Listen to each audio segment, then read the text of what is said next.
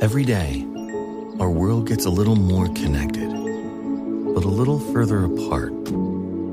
But then, there are moments that remind us to be more human. Thank you for calling Amica Insurance. Hey, I was just in an accident. Don't worry, we'll get you taken care of. At Amica, we understand that looking out for each other isn't new or groundbreaking. It's human. Amica, empathy is our best policy. Hey, Prime members, you can listen to this show ad-free on Amazon Music. Download the Amazon Music app today. Hey, Prime members, you can listen to this show ad-free on Amazon Music. Download the Amazon Music app today. Surviving Sister Wives contains adult content that may not be suitable for Latter-day Saints or sinners. Listener discretion is advised.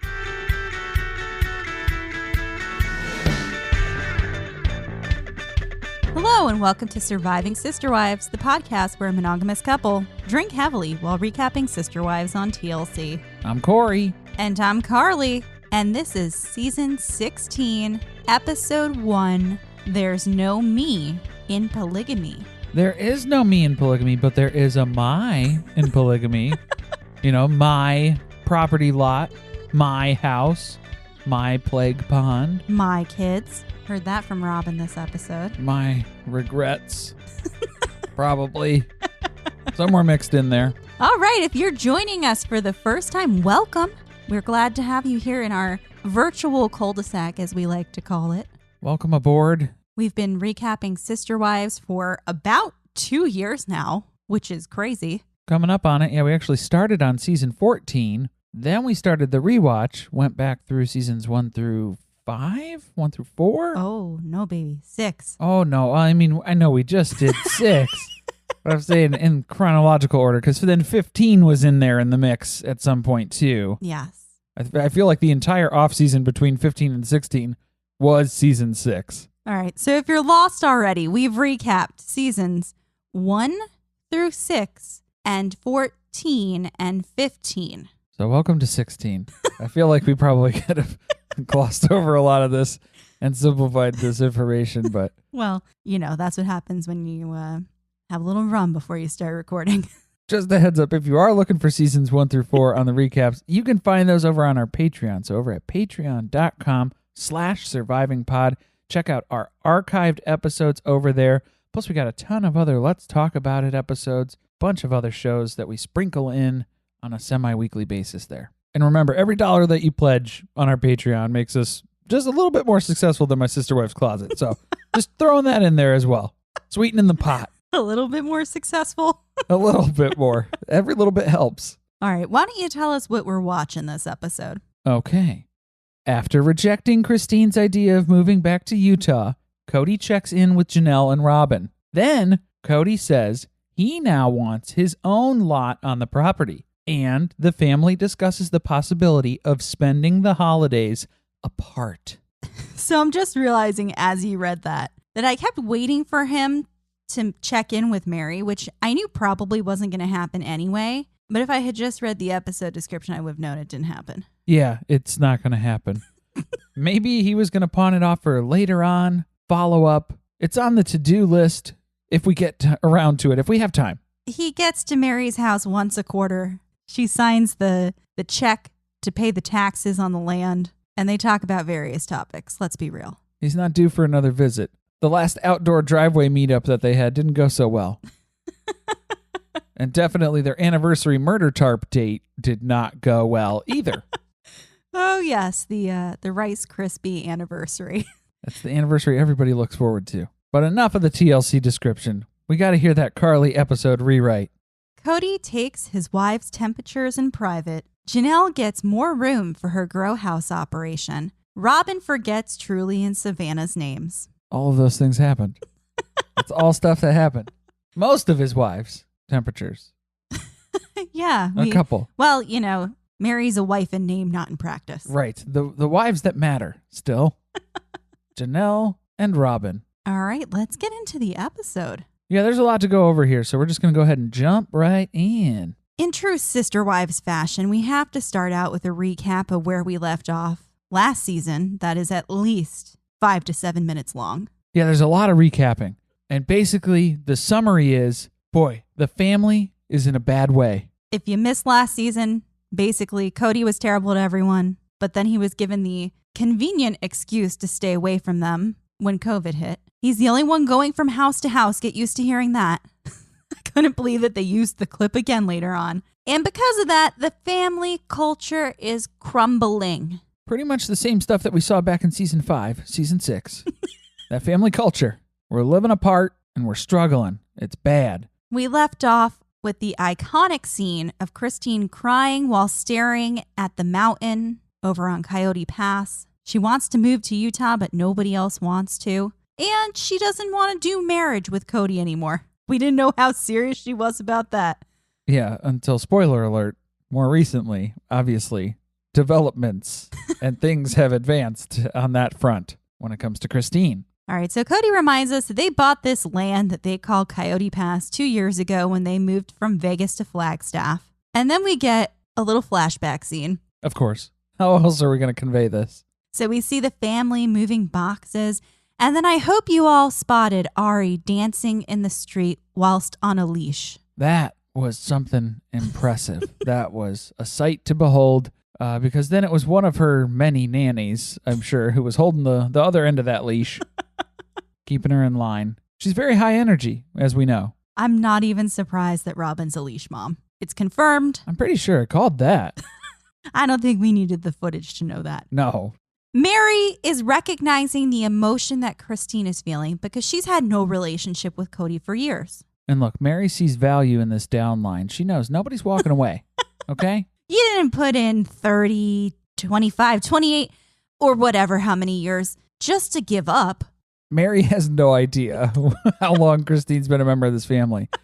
So it was really hard to kind of pitch that and sell that by emphasizing how valuable a member of this family you are for however long it is that you've been here, I guess, or whatever. Also, it just reinforced that Mary has been sticking around with her shitty marriage because of a sunk cost fallacy here. You just put so much time into this. How could you just give up now? I got nothing else to do. Really? Honestly. Especially with COVID now, I got nothing else to do but to drive Kody crazy. It's my new hobby. That's all I got. And this is even a shock to Kody because he thought Mary was going to leave after the whole catfishing thing. Honestly. I really enjoyed the quote. I mean, I'm not kicking her out. I'm just letting her know where her relationship with me is at. Yeah, because essentially at the murder tarp anniversary date, he explained, I don't see us coming together for a full marriage, whatever that means, anytime soon or ever again, probably. But look, that doesn't mean that Kody is leaving Mary. Don't get it twisted. No. He's just letting her wither on the vine. You see, because it's probably, I bet you Robyn said, hey, if anybody's going to leave this family, it has to be on their own accord. You can't leave them, Kody. Oh, she 100% lectured him on that. But that's okay. Mary has enough spite in her. She's going to be sticking this one out. I don't think she's going anywhere. She's trying to spread some of it over to Christine. She's like, look, this is what you need to do to survive. You need to tap into this energy. I hear you and I feel what you're feeling. But then she also simultaneously invalidates Christine's feelings at the same time. Just look at the mountain. We finally got to hear what Christine thought of that. She said that she appreciates everything Mary is saying. She's lived through a lot. Mary's seen some shit. And Christine knows that. We all know that. Is that what you want to hear about your marriage, though? Man, you've lived through a lot. You've been through a lot. That's one way to summarize. Like she's just come back from multiple tours of duty. Oh, man. So, yeah, now we're picking up. This is new footage because, again, that was all recap from last season, showing us the last scene from last season. So now this is new footage, and Robyn's got to chime in right off the bat here. She understands that Christine's upset. Of course she understands. That's been Robyn's goal this whole time, is to upset Christine. Well, I mean, she does understand exactly how Christine's feeling because she, too, had to convince Kody to move somewhere. Ah, yes. But look, all this drama aside, forget it. That's season 15 shit. We need to figure out property boundaries. That's what we're here to do. This is the season 16, the thrilling storylines that we got to get into right now. It would really help Mary decide some things if she could visualize what this whole lot situation was going to be. Because all she can see right now is the pond. Yeah, and I don't think that Mary realizes that's not how visualization works, though, because the pond is something that's actually in front of you. That's something that you're seeing in reality. Whereas I could see where the lines could get blurred a little bit. Well, clearly Mary doesn't live fully in reality. True. This is true. So I think we need to have a brief conversation with Mary about the concept of visualization before we get started here. But did you like how, we basically broke Christine down. She's super hurt. And hey, let's go ahead and make some compromises and decisions today. That's what we're deciding to jump into. I thought that was kind of emotionally battering. Well, we went from letting Christine pitch the move to Utah to talking about splitting the lots up like it's a for sure thing we're doing. So, yeah, way to invalidate how she is feeling. Just squashed that right out the gate. Yeah. Okay, we let you say your piece. Now let's move on. None of us are interested. We heard you and we're not interested. So she leaves Coyote Pass feeling like basically this is terrible. She never wanted a marriage like the one she has now. It's a sad marriage. They don't even hold hands anymore. And that's not going to fly with our freaky bitch. That's right. She needs physical contact. More than what she's getting. She's not even getting any hand holding. That's not freaky at all. No. She must be pretty frustrated in more than one way. Yeah, somehow Christine is shocked that Kody wasn't there to support her today. Why? Why are you surprised still? This is how it's been for your entire marriage, unfortunately. But then to round out this segment, camera person for TLC, they earned their pay because we have Christine pulling away from the land, and then it's a pan over to the mountain, just right in the same frame there. Oh, beautiful. Golden Globe incoming. 2 weeks later. I'm glad that we're really hopping this timeline along here. We asked for them to speed up the timeline, and they did the best that they could. They were like, all right, well, I guess we'll pull out the 2 weeks where they were going to keep talking about COVID straight through. We'll just skip over that little piece. We'll sprinkle it in throughout the rest of the season. Kody can't believe that Christine became despondent and angry when everyone shot down the idea of moving. And he seems to forget the part where he gaslighted her and pretend that he never heard of the idea. Left that little bit out. So now Cody's wanting to talk through this Utah rejection with each wife who was absolutely against it at the family meeting. So first up, we're going to swing by Janelle's gardening extraordinaire. But remember, #TomatoGate last season. We gotta keep her in check here. So we've got the rhubarb and the spinach running wild. That's good. She's doing great. But let's get Kody into a more life-threatening situation. Look, there's an overloaded apple tree. There's all these branches leaning down over a power line. How about you go pick some of those? She sawed the leg off of that ladder before he came over. Yeah, she's standing under it. She's like, yeah, I'll spot you. Wiggle, wiggle. Give it a shake. She hasn't forgotten about that life insurance that was talked about last season. Right. Yeah, 2 seasons. The past 2 seasons, she's been asking a lot of questions about what would happen if Kody dies. She's been working through those scenarios. Also, don't be fooled about Kody feeling bad for Christine and wanting to support her dreams. He's really just here because he kind of wants to move to Utah. Kody is interested in the St. George area, and he could probably get Robyn to move down there too because she has family down there. Well, and let's not forget, the first oasis that we were supposed to go to was St. George. Before Kody had to scrap that whole idea, one, they were still in Vegas, and he had to print up a whole new PowerPoint presentation to talk about a move to Flagstaff instead. All right, so Janelle likes Arizona. That's it. She's not leaving Flagstaff. She actually gets very upset when Kody asks her if she'd be willing to move back to Utah. And I don't know if it's just because we're coming from recapping season 6 and some of the older seasons, but seeing Janelle actually vocalize and standing up for herself here in these situations, I don't remember if she was doing that in 14 and 15 as much, but it's nice to see it here. I think she's gotten a little high on her horse, though, because then she says, that's fine. If you guys want to all go to Utah, you can go. I'll stay behind, and you can just sign the property over to me. This is where the producer, who was interviewing her too, sounded shocked. He was like, you would actually do that? You would stay in Flagstaff and they would move to Utah? And she's like, yeah.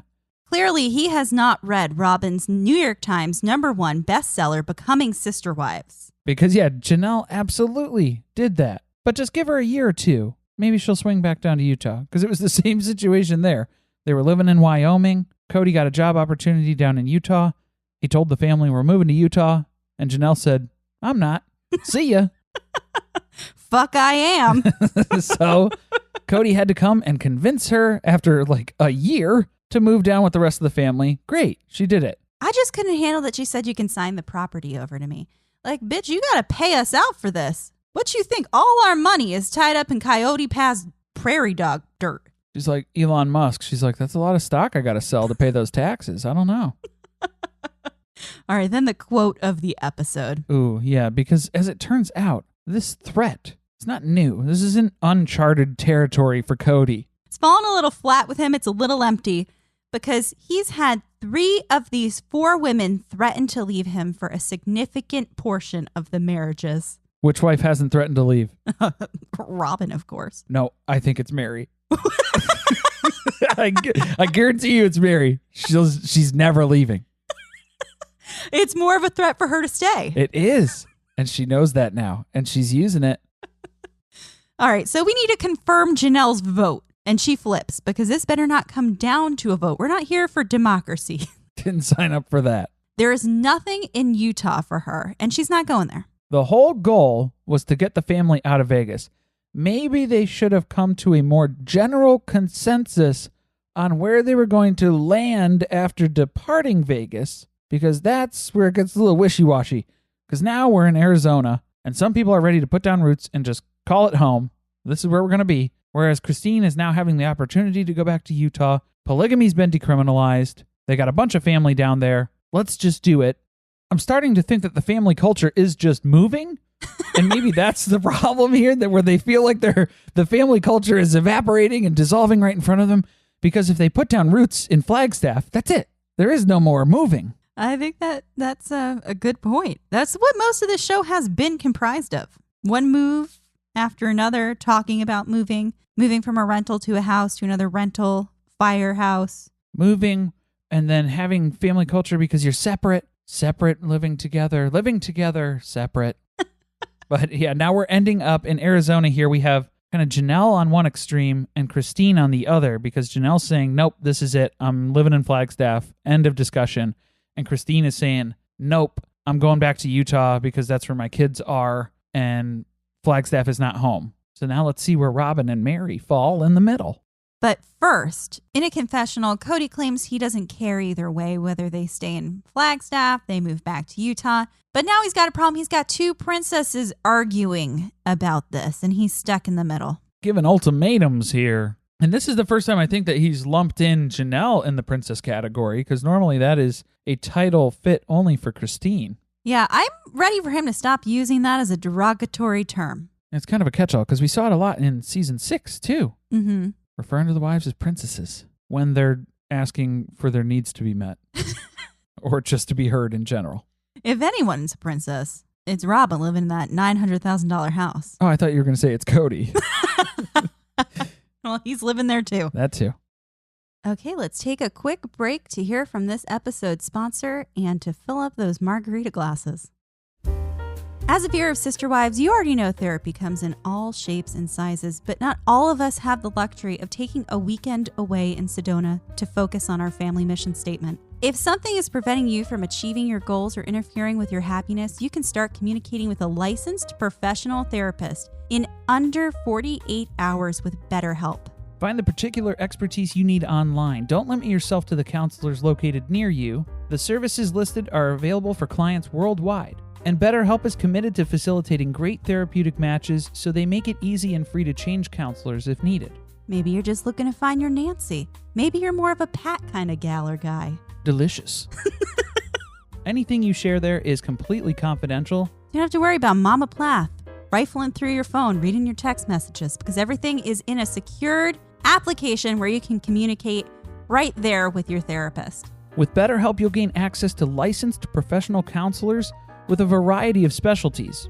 All sorts of topics ranging from depression, Got it. stress, Check. Anxiety? Me. Relationships? All right. We're okay. Okay. Sleeping? Oh, yeah. Trauma? Mm-hmm. Anger? Maybe Kody needs to give a call. Yeah, maybe Kody. We want you to start living a happier life today, and as a listener, you'll get 10% off your first month by visiting our sponsor at betterhelp.com/SSW. Join over 1 million people who have taken charge of their mental health. Again, that's BetterHelp, HELP.com/SSW. Check the episode show notes for the link. Periods. No one really loves talking about that time of the month. But at Knix, Knix, well, it's always that time of the month. Because as the #1 leak-proof brand in America, managing your period in comfort and style is all we do. We've created an amazing line of super comfy, super leak-proof period undies you need to see and feel to believe. These underwear look, feel, and machine wash just like regular underwear, but feature hidden protection technology that can absorb from 1 to 14 regular tampons worth of liquid. So you feel dry, comfy, and free all day long. Millions have already made the switch to Knix, and now you can too. Just go to Knix.com and get 15% off with promo code GET15. That's KNIX.com, promo code GET15 for 15% off life-changing period underwear. Again, that's KNIX.com, promo code GET15. Selling a little or a lot? Shopify helps you do your thing however you cha-ching. Shopify is the global commerce platform that helps you sell at every stage of your business. From the launch your online shop stage to the first real-life store stage, all the way to the did we just hit 1 million orders stage. Shopify is there to help you grow. Shopify helps you turn browsers into buyers with the internet's best converting checkout. 36% better on average compared to other leading commerce platforms. Because businesses that grow, grow with Shopify. Get a $1 per month trial period at shopify.com/work. Shopify.com/work. Hey, I'm Ryan Reynolds. Recently, I asked Mint Mobile's legal team if big wireless companies are allowed to raise prices due to inflation. They said yes. And then when I asked if raising prices technically violates those onerous 2-year contracts, they said, "What the f*** are you talking about, you insane Hollywood ass?" So to recap, we're cutting the price of Mint Unlimited from $30 a month to just $15 a month. Give it a try at mintmobile.com/switch. $45 upfront payment equivalent to $15 per month. New customers on first 3-month plan only. Taxes and fees extra. Speed slower above 40 gigabytes. See details. Listen to this Acast show ad-free on Amazon Music with your Prime membership, or subscribe wherever you get your podcasts. Okay, we are back. Today, everyone is meeting at Christine's house, and she is pretending to be enthusiastic about having to be around everyone and have these conversations. All the adults are meeting up in Christine's backyard. Christine is setting up chairs in her backyard. I guess she doesn't have a tape measure. She thinks the chairs are 6 feet apart. I guess we'll find out. We'll see if Robyn turns around and leaves. That'll be the determining factor there. But it looks like Mary and Janelle showed up. And then Kody comes rolling in wearing a very boxy flannel shirt. It's like the Al Borland collection or something. He's had a few shirts lately that have not fit well. It's a Sears clearance special. Maybe they need to bring back Sam from season 6 to take it in a little bit. Take it in. Well, luckily, Janelle has brought her mask and an umbrella, which I am assuming she's going to use as a social distancing stick. That's the best way to do that. Yes, that is the only way to ensure a safe and proper distance. It was an unusually large umbrella. Did you know? That seemed to be a trend because she was very concerned about rain this whole episode. She had the umbrella for this meeting. Then she brings up a concern later on when they're on the property, too. That seemed to be a recurring theme for her. Well, she's very into gardening lately, so she's probably reading the Farmer's Almanac on a regular basis. Yeah, she's just really in tune with the clouds and the wind. The weather patterns in general. She just knows what's going on. She's all dialed in. Kody tells us again that he's the only one moving from house to house because no one wanted to quarantine from the world that much. Which is exactly why going from house to house still doesn't make sense. Yeah, so that's where we get confused because Kody's trying to explain their COVID protocols, but then it still doesn't make sense because if Kody's not quarantining between houses, That's not quarantining. You're still spreading the risk. So then it's just the same risk. Unless he's just not outright saying, I'm staying at Robyn's. Because that's basically what ends up happening. Well, we know he's definitely doing quite a bit of that. So then Kody has to complain about how COVID ruined his white boy summer. How that was a really big blow for him. They're starting to think about later on in the year, though. We've lost spring. We've lost summer. What is going to happen come the holidays? Cody's just guessing. This whole COVID thing, that should blow over by Christmas. We should be done with that. That's out to pasture. By Christmas time, 2020, done with. I'm sorry, did anyone ever think that it was going to be better in the winter? No. I'm trying to remember. Wasn't it always predicted that that was going to be a terrible time just because it overlapped with flu season? Everything was going to spike back up again. And even Janelle, when she was trying to explain, well, I mean, probably next spring 2021, we should be in the clear with the whole COVID thing. And it's like, the short-sightedness of this family never ceases to amaze me. To think that a global pandemic, it should just blow over in about a year. I think we'll be back to normal. Janelle is very upset at the idea of having to spend Christmas together via Zoom. They've had a few family Zoom calls already. Christine has been upside down for one of them. Robyn has spent much time in her vehicle during the others. She's not willing to do that while feasting on her Christmas dinner. The leash is so long to reach out to her car. It's just such an inconvenience. So then she threatens, well, if that's going to happen, I'm just going to go to North Carolina. She's going to go spend Christmas with Maddie because that's a great solution. Let's travel. Yeah, that'll fix it. That'll keep Kody out of my house for another 2 weeks after I get back. Which may be a good thing because Kody seems to be a little bit unstable in his confessional footage. He is really yelling like a madman. Did you like how Kody was blaming the moms for his children's reaction? And not even children at this point. These are young adult people, late teens, early 20s. You mean the part where he is so paranoid that he thinks that Janelle is talking shit behind his back and that the boys are repeating the things that she is secretly saying to them? Yeah, that theory that he presented that Gabe and Garrison have been turned against him by Janelle on his reactions to COVID. And it's like, dude, no. Yeah, I don't know. Kody supposedly has spent all that time at Robyn's house, but it feels like he's been in the woods alone for a long period of time. Yeah, he's coming out Unabomber mentality. Then he starts rambling about how someone gave him an illness at one point that ripped through the entire family just from a handshake. That's cold and flu season, baby. I did want to know when that occurred. What was it? Are we talking about the origin of the cold sores in this family?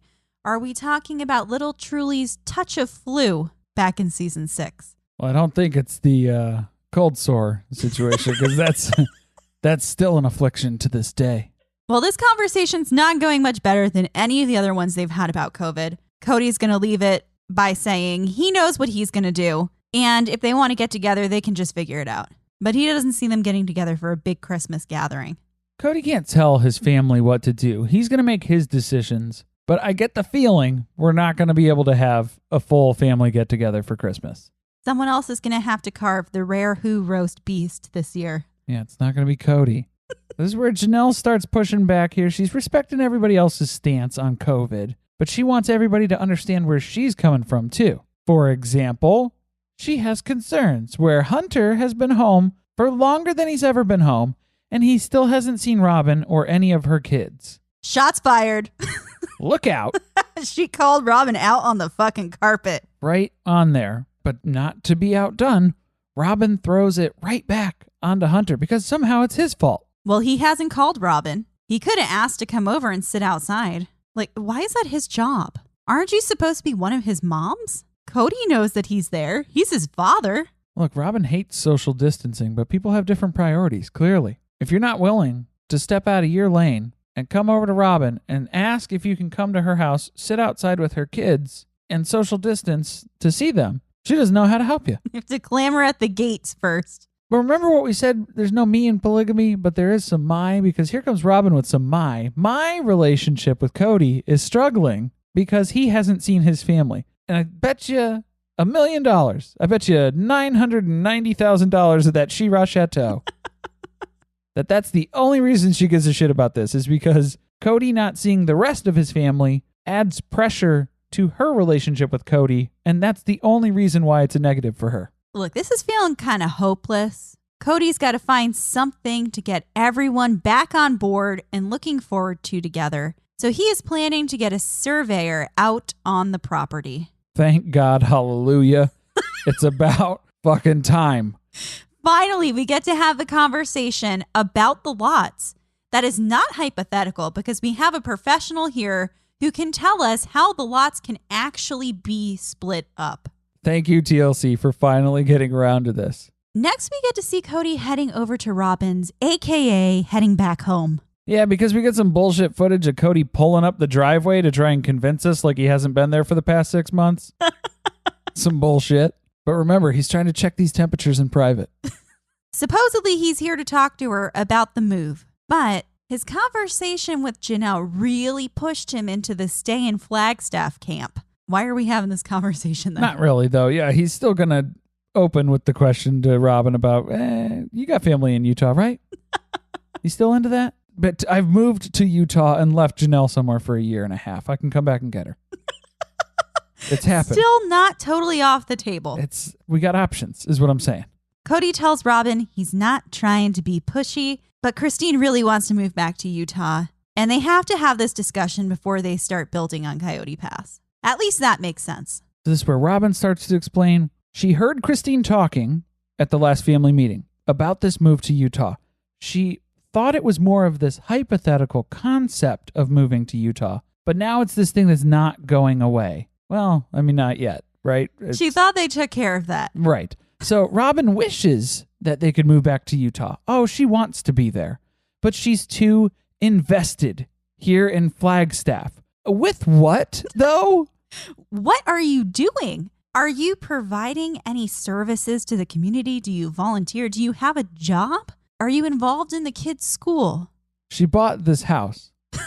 That's your investment. And I guess in Coyote Pass, in the property, yeah, your money is all tied up in property. She also apparently learned a new word because she keeps telling us that she understands how Christine feels. She validates that. She's been watching a lot of Bachelor while they've been in quarantine, apparently. I guess so. I validate that, but I invalidate that. Because my kids are happy here, and that's really all that matters, right? So fuck off. Remember when Gabe was happy in Las Vegas and didn't want to leave? Or when Gwen was elected like class treasurer or something and they were going to move away and she wasn't ever going to get to fulfill that? And we just pulled them right out of that at the end of high school there when they were nice and settled in. Because fuck them kids. Remember that? We remember, Robyn. We remember. But then here's another big word for Robyn. It's a $10 word for Robyn. She doesn't want to be a transient family. She's got concerns. There's this carrot being dangled in front of her. Is that what she's calling it now? That old thing? She's still going back to this whole story about if they move to Utah, they're going to be persecuted. People are going to assume that they are terrible human beings living polygamy, engaged. Well, the show hasn't helped with that, I guess. I meant in the sense that they're engaging in things like abuse. Well, yeah, that still doesn't narrow this down. We got to be more specific. Anyway, she's convinced that back in the 1980s when she was in school, her future was altered because she didn't do things like join clubs at school because she was afraid that people might find out about her family and she doesn't want her kids to live that way. Well, they also didn't teach Common Core math, so a lot's changed since Robyn's been in school in the 80s. But she's just really worried about moving back to Utah and having all these kids get bullied. All the kids? No, well, just my kids. Because remember, it's not me in polygamy. My kids in polygamy. I guess she then corrected to our children. Oh, whoopsie doopsie. Yes, sorry. Me and Kody. She did catch it. Yes. And she's not going to let them be put on an altar. Then she tries to save her ass in the confessional by saying it's not just her kids that need to be considered. It's also Christine's youngest. I don't remember her name at this point, but Janelle's youngest kids, plural. I think she still has a few young ones running around, right? I've seen a couple of them here and there passing through my front yard. I've seen them down the driveway from a distance. It's hard to tell. But look, there is one thing that I can agree with Robyn on. She's basically saying, find a place call it home and make it home. We all need to make a decision collectively. If this is where we're going to be, this is where we're going to be. She's done with this storyline. We don't want to move anymore. Wrap it up. All right. So now we've gotten two wives input here. He just needs to get verification that Mary's on the same page, which I'm assuming he's going to do via email or something. Yeah, he's not looking to warm this thermometer up for a third time.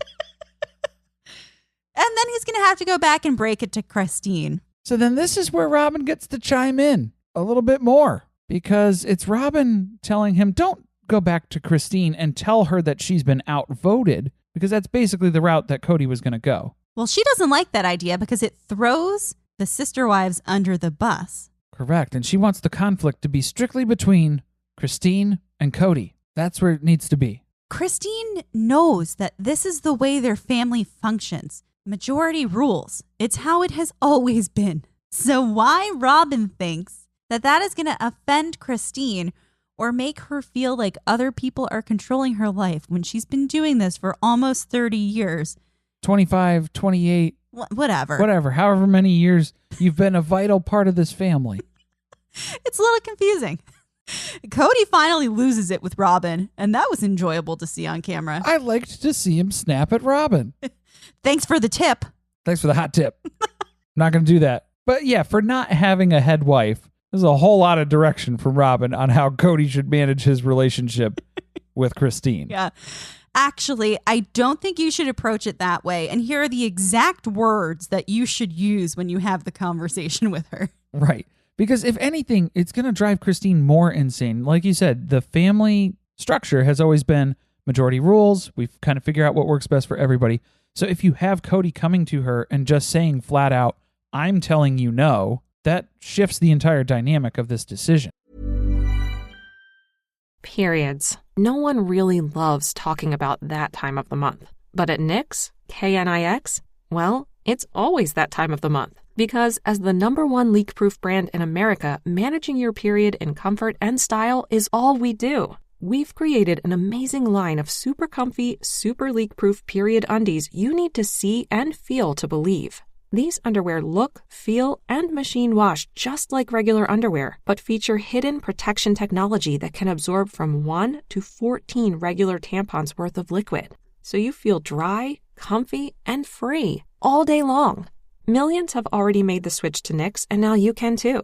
Just go to Knix.com and get 15% off with promo code GET15. That's KNIX.com, promo code GET15 for 15% off life-changing period underwear. Again, that's KNIX.com, promo code GET15. Ryan Reynolds here for, I guess, my 100th Mint commercial. No, don't. I mean, honestly, when I started this, I thought I only have to do like 4 of these. I mean, it's unlimited premium wireless for $15 a month. How are there still people paying 2 or 3 times that much? I'm sorry, I shouldn't be victim blaming here. Give it a try at mintmobile.com/switch. Whenever you're ready. $45 upfront payment equivalent to $15 per month. New customers on first 3-month plan only. Taxes and fees extra. Speed slower above 40 gigabytes. See details. Listen to this Acast show ad-free on Amazon Music with your Prime membership, or subscribe wherever you get your podcasts. All right. It is time to meet up at Coyote Pass because Kody has finally called the surveyor, Mike, who used to be an extra in Pirates of the Caribbean. Fun fact. Maybe. You can't prove it wrong. Yeah, everybody is pulling up in their big vehicles to get these big people onto this big property to take a look over here, as Kody would put it. He introduces Mary, Janelle, Christine, and Robyn as his wives. That makes Mary pretty happy. She's in the wife category again. It's a sad joke there, and we're laughing to hide the pain, Mary, and we can tell. Then, of course, we need to find out what he thinks of it because we always have to go back to that old trope. What does the person who's not familiar with polygamy think of the Browns? And Mike sums it up pretty quick. It's none of my business. He says it completely deadpan into the camera, does not give 2 fucks, and we're off. I'm not legally required to provide an opinion on that. I'm not getting paid for that here today. I'm just here so I don't get fined. What they are doing is they are rearranging the lots. because Kody says the way they are arranged now doesn't work for them. For him. For him. He meant him. And luckily, he's got a new configuration all worked up already that he hasn't shared with any of his wives yet. Yeah, Cody's got a few ideas, so here we go, because the last time we discussed the lots was back in season 14, and it didn't go well. But Robyn gets to rewrite history again here, remembering back fondly on that day that her and Mary, they weren't fighting. It just looked like they were fighting, and that's funny. You mean the time that they stormed off the property in separate directions and then Robyn looped back around to come talk shit after Mary left? Yep, that was the time, because they weren't fighting. It just looked like they were fighting. The table scraps episode. How could we forget? So let's throw that fight behind us, because we're not even talking about the same configuration of the land anymore. This is a whole new set of land and a whole new set of problems. Now Kody is trying to split the property into 5 lots. 2 large ones and 3 smaller ones stacked on the side. Because you know what the issue was last time? I don't think we had enough lots in the mix. We needed to add an extra one in there. That should simplify things real quick. And in case you weren't already confused, we're also going to flip the map and reorient it from the direction we looked at it for 2 fucking seasons already to talk about this in this entire conversation. Great. So now looking at the new design, the road is to the south. It's at the bottom of the screen. And the woods are to the right, the east. The pond is to the north. And Robyn's to the west. So get your compass out. Robyn is true west. Why are there 5 lots? Because the 5th lot is going to be Kody's. Why? Because he needs the lot with the pond, because it's the only fucking way we're going to keep Mary away from it. What it really comes down to is we need a neutral gathering site for the entire family. And that's what we're going to use that for. Aren't there like 7 people left in this family? Pretty much. At this point, it's slim pickings. Why do we need a whole house? We don't. It makes no sense for him to own his own lot. So what it runs down to is Janelle has concerns about the pond, and she's made those abundantly clear. And that shouldn't be on anybody's property. So it's going on Kody's. Mary knows that someone is concerned about it. She does point out, Janelle, she knows that the shit she did to Janelle back in the day is coming back to bite her in the ass when it comes to this pond. But now she doesn't care about it. Before, she wanted it. Remember that? She had great visions of building a tiki bar right off of it. A little paddle boat out there. Gonna get sloshed in the middle of the day. Yeah. Just ride around in circles. Great. Well, now she doesn't even want to swim in it because, ew. It's gross. Yuck. The sentiment has changed. Janelle needs the water, though. She's going to use it on her plants in the greenhouse. Yeah, she's got to further that grow operation. In case you missed it. Apparently, Janelle's always wanted greenhouses. When did that happen? Because this is the first time we're ever hearing of it. Well, aside from #TomatoGate last year. So it turns out we need to reconfigure the lots around the greenhouses. Very important. We can't move the greenhouses. Well, here's the thing. Yeah, the pond can't move, so the greenhouses can't move. So those are set. We have to build around those. And lucky for Janelle, that means that lot number 4 is going to be hers because that's the only place they can put the greenhouses without her needing to take something like a golf cart out to reach them. Isn't this such like a first world problem, though, where if you have 4 acres of land and you have a greenhouse and you don't want to walk out to the greenhouse? She complained at some point about without having to take like 10,000 steps. And I was like, girl, get your Fitbit on. Get your steps in. For real. Or, okay, not even that. Get an ATV. You don't need a golf cart. You can have a 4-wheeler zipping around. Can you imagine Janelle on the back of an ATV riding out into her greenhouse field? Harvesting that yield? They're going to put a basket on the front of it so she could put the apples in there. Not even a 4-wheeler. Yeah, you could get like a gator. Remember those? What, like an alligator? No, not an alligator. What the fuck is a gator? It's a gator. It's like it's basically like a big golf cart with a flatbed on the back. Oh, you're going to learn a thing or two about gators. All right, so that's the one big lot. Now there's another large one off to the side of it. That one's going to be Robyn's lot because she has made it clear from day one that she doesn't want to be in the trees. No, I think she just needs 4 acres to have room for her neck. It's a new season. We got to check your neck. It's still there. Hashtag check your neck. Anyway, I rewound the tape on that because whenever Kody declares anything, I need to go back and make sure that's factual. It's a 50-50 shot. Yeah. Turns out not true, because in season 14, he says Robyn wants to be in the trees in the episode where the fight takes place.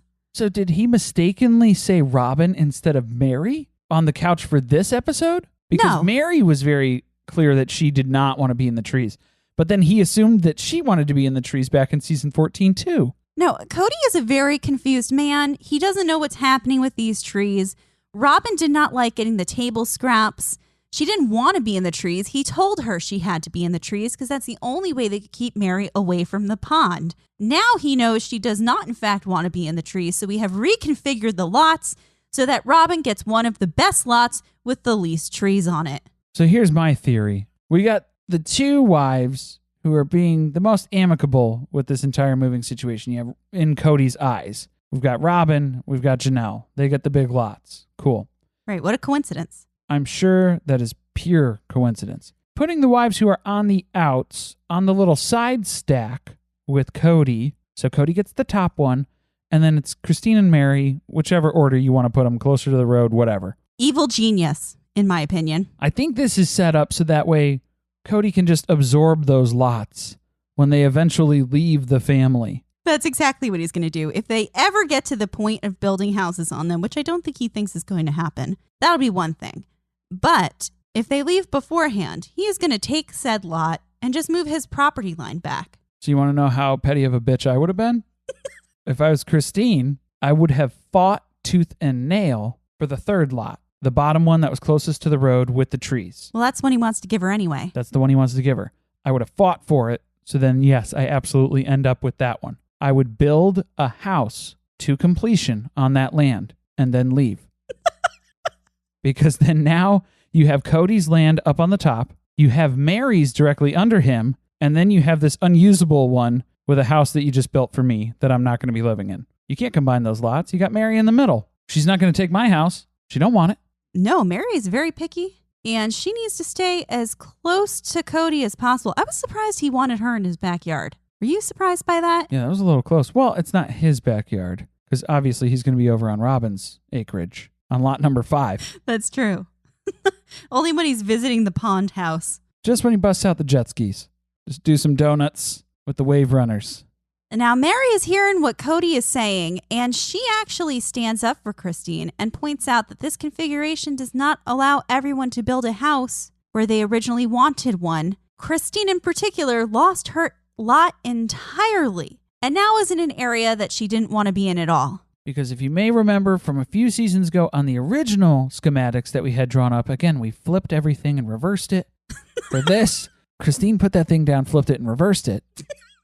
But the original property that she wanted to build on is essentially where the greenhouses go now. Right, exactly. That land is spoken for. They're more important than Christine. The crop. The harvest. But there's no me in polygamy, so Christine is trying really hard to be a team player, even though Janelle just took her lot. Kody's trying to cover his tracks, so he tries to get Mike to pretend to agree with him. But Mary is on to them because she suspects that Kody already asked Mike to help sell this idea to the wives. Cody's getting the feeling that the wives feel like they weren't involved in this decision at all. He's starting to get that suspicion. They don't want to commit to anything until they have walked the property and looked at all of the lots, which frustrates Kody because he doesn't want them to actually see where their houses are going to go. He just wants them to agree to what he has mapped out. Just visualize it, Mary. Just close your eyes and imagine you're there at the lot, and it's perfect. This all would have been resolved, though, if Kody hadn't let his family get to the point of anarchy, because it's really inconveniencing him now. Well, what is it? An ounce of prevention's worth a pound of cure? Looking back on it, probably should have nipped that in the bud. And I like how Janelle already has to come out the gate with some ground rules for this looky-loo that we're about to do. We're just going to go walk around and look at the plots. Kody, rein in the sales tactics. Don't try and sell us on which lots. We just want to go look and see where the property lines would be drawn and who is getting what plot. Cody hears none of that. Let's just walk and see. We get to lot number 1 first, which is where Cody's doghouse, Freudian slip, according to Christine, is going to be located. Okay, Christine's joke aside, we've already established Kody doesn't like dogs. That's been established. It's not a doghouse. What is it, like a reptile terrarium or something? It's a safe house. To protect the crops, the yield, the harvest. Then we get to look at the second lot, which again is one of the tiny shitty lots. Mary has no problem with taking it. But it doesn't even matter. Now she's okay with living near the trees, in the trees. I don't know. Do we know what Mary's thinking at this point? I don't know. She seems to be very positive. I was going to say, I feel like somebody slipped something in her margarita on the way over here. She's going real positive into this. She's definitely enjoying 1 or 2 glasses before she comes over to any family meeting now. Plus, Mary knows better. She knows there's going to be a million more conversations about this conversation. Nothing that we're deciding today is set in stone. Cody's getting pissed because no one is following him as he runs through the woods. He's trying to illustrate the boundaries. And he whistles at everyone, which really gets Christine mad. Well, when you start whistling to people like cattle, like you're on a drive trying to steer them out to pasture, it's not usually met with the reaction that you're looking to get. Not a good lead-in to going to see the lot he has proposed to her, because this is lot number 3. Ooh, can we make a note for future reference too? Because as we're walking to lot number 3, Mike the surveyor points out, this is going to be really rough to clear out all this land. Look at all this rock over here. It seems like it's going to be kind of tough to get this in a state where you can build on it. But nobody hears this. That sounds like a lot of negative talk. And we're all positive today. Christine is acting like she wants the lot, and dumbass Robyn believes that she's being genuine about it. Christine hasn't even looked around, and she just goes, can I build here? Yes? Sure, I'll take it. Yep, sold. Good, because I'm not actually going to take it. Awesome, great. I have my own plan. But Robyn's thinking this is a good sign. Maybe she's dropping the whole Utah thing, and we can finally get the family back together. Let's get together, yeah. That did play in my head. I don't think Robyn knows what she's getting into. Cody knows he's really fucked Christine over here, so he starts hard selling this lot. And he's trying to pitch this as the best lot. It's the lot that he's loved since the beginning. It's the lot nobody wanted last season. He's talking up the lot in front of all of the other wives again. So whenever he's trying to sell a lot, he's selling it to one wife while all the other ones are around too. So then Mary starts to pick up on this. Maybe I should build here. Oh, this was the highlight of the episode for me, where you just hear, and you get the shot of it too, from behind Kody, Mary off in the distance, mocking him about how lot 3 is Cody's favorite, the best spot on the property, the big shebang, the big kahuna, the best ever. Maybe if Mary builds here, Kody will come visit. It's his favorite, after all. And she just starts hysterically laughing because she knows that is ridiculous and not going to happen. It's never going to happen, and it's not true. So Christine is not excited to move onto the property in any way, shape, or form, but everybody else is, so she's just trying to talk herself into staying, and it's more of a constant struggle now to keep convincing herself that she needs to stay here with these people, and it's kind of wearing her down. Meanwhile, Kody is trying to claim that wooded property is worth more money to explain away the size of Mary and Christine's lots compared to those of Janelle and Robyn. Because as we step out of the trees, out of the woods, from plots 1, 2, and 3, there's a vast expanse of land for zones 4 and 5 here. And Mary's like, that's a lot of land over this way. Doesn't it seem a little large over here? A little bit bigger? More room? Suspicious. And Cody's like, oh yeah, that's because trees. That's where the money is on those first 3 lots. We have had a focus group of 4 for the past 2 seasons, and what we've learned so far is nobody wants the trees. So how are these trees worth more? They cost more to remove as part of the building process. Maybe in addition to the greenhouses, we're also going to get in the lumber business. There's gold in them there hills. Robyn has been Cody's cheerleader through this entire property tour. This is where we end up, thankfully, on the 5th lot, which is hers, because as it turns out, according to Robyn, every lot I walk ends up being my new favorite lot. So it's a good thing we ended up here because, I mean, remember, she has the short-term memory span of a goldfish, so she doesn't remember plots 1, 2, and 3 at this point. She's also got to really downplay the fact that her lot is way better than the others by acting like she envies those. Right. Then you just hear Mary off in the distance again. You can't have them all, Robyn. Just throwing it out there. That's not an option, okay? I won't stand for that crap. Because they've divided the lots this way, there is no longer an extra lot for income properties or for the kids to live on. So Kody tells them they're going to have to work that within the lots that they have chosen. So if they want to subdivide for their kids, better hope your lot's big enough. So maybe that's why Robyn's lot's so big. Is that the excuse that we're given? Bingo. Let's be real. Robyn's kids may get out of her house, but they're not making it past the property line. They might go over to Kody's pond every once in a while, maybe. And let's be honest, over at Plot 4, Janelle's plants are her children. Those are the ones who are staying. Those are the ones who are getting the land priority. Christine's just rolling her eyes in the confessional. Her kids are all going to go live in Utah, so she's good. She doesn't need the extra room for that. She doesn't even need to build. She'll see you later. You can just pay her on her way out. Now, Kody makes a random comment about how what one of them does affects all the others, just like COVID. And that is Janelle's cue to dip. Yeah, this is when she hits him with the hurry up. I think the rain's going to hit. We got to go. Let's get out of here. Stop talking. Christine is disappointed in what Coyote Pass is becoming. First, it sounded like it was going to be just like the Vegas cul-de-sac, but this is starting to feel really separate. Lucky for her, though, she's just not interested anymore. Next episode, Janelle's kids have strong opinions about Kody's COVID rules, and Kody makes a surprise visit to Mary's. Then Kody organizes an outdoor get-together for the whole family, their first time seeing each other in months. From what I could tell from the trailer that was released, it seems like this whole season is just going to be the Christine meltdown, train wreck, slow motion, slow build, slow burn.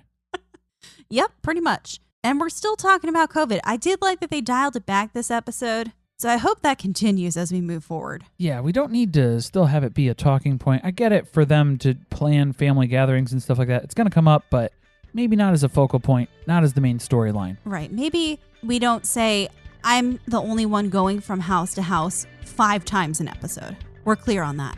We can dial that back. We can cut those out of the future ones entirely. It's going to be a good season. Stick in here with us. We'll be back next week. Thank you for listening. If you want to support us, the best way to do that is by subscribing to the podcast and leaving a review on Apple Podcasts. Be sure to tweet with us about the episode at surviving_pod. Stay tuned. Share with friends. See you next week.